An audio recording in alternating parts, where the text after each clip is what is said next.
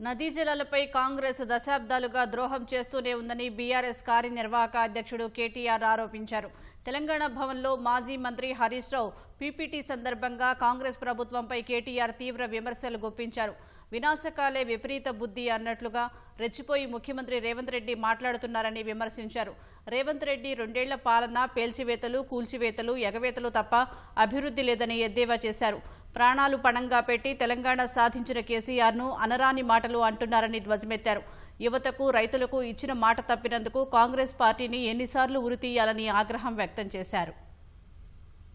అసలు ఈ ముఖ్యమంత్రి గారికి బేసిన్లు తెలియదు, బేసిక్స్ అంతకట్టే తెలియదు.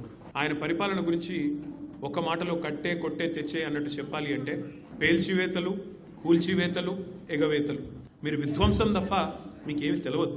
దానికి వంతపాడుతున్నది ఈ దిక్కుమాలిన ప్రభుత్వం. ఉరిదీయాలని మాట్లాడుతున్నావు. నీ రాహుల్ గాంధీని ఉరిదీయాలి. ఎక్కడ? అశోక్ నగర్ నడి చౌరస్తాలో 2 లక్షల ఉద్యోగాలని చెప్పి మాట తప్పినందుకు రాహుల్ గాంధీని ఉరిదీయాలి. రైతులకు రుణమాఫీ చేస్తా అని చెప్పి మాట తప్పినందుకు వరంగల్లో రాహుల్ గాంధీని ఉరిదీయాలి. బీసీలకు 42% రిజర్వేషన్ అని చెప్పి మాట తప్పినందుకు మీ నాయకత్వాన్ని, కాంగ్రెస్ నాయకత్వాన్ని, రాహుల్ గాంధీని, రేవంత్ రెడ్డిని కామారెడ్డిలో ఉరిదీయాలి. ఉరి తీసుకుంటూ పోతే 420 హామీలు ఎగ్గొట్టినందుకు 420 సార్లను నీ 420 కాంగ్రెస్ పార్టీని ఉరిదీయాలి.